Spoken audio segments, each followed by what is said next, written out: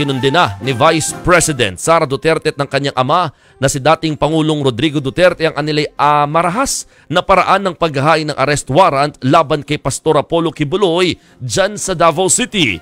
Alamin natin yan sa pampagising na balita ni Marian Enriquez.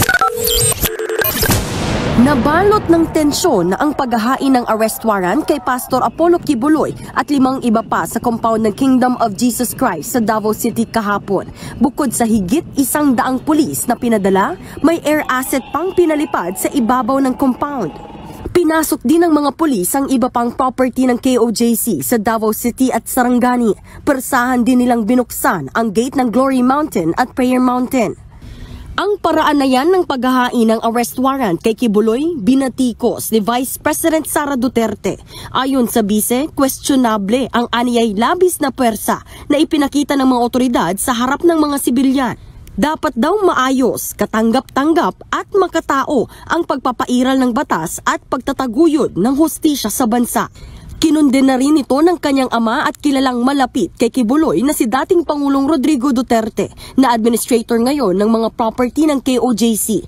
Labis na pwersa na hindi naman daw kailangan ang ipinakita ng mga pulis nang maghain ng warrant laban sa pastor. Hindi rin daw katanggap-tanggap na nangyari ito sa isang simbahan at paaralan. Tanong ni Duterte, ang overkill ba na ito ang magiging trademark ng Administrasyong Marcos sa mga individual na hindi pa naman napatutunayang guilty?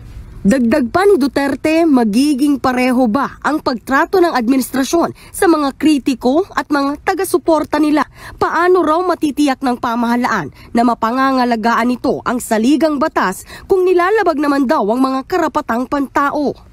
Sinigundahan naman yan ng Partido Demokratiko Pilipino na pinangungunahan ni Duterte.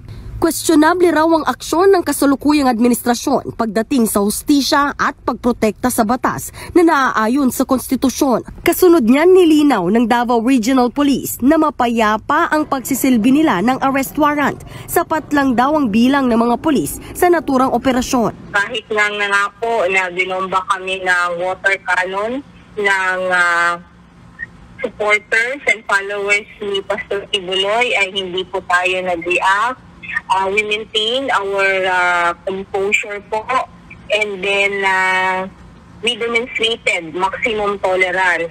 Sa ngayon, hindi pa rin nakikita at naaresto si Pastor Kibuloy. Pero ayon sa kanyang abogado, hindi nagtatago ang pastor. Legally, I don't think he is in hiding because he is availing of the options that are available to him under the law. He has genuine grounds to believe that he might be a victim of extraordinary rendition to be conducted by the United States of America.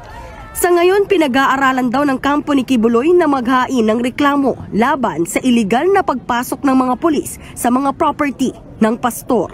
Nagbabalita mula sa Frontline, Marian Enriquez, News 5.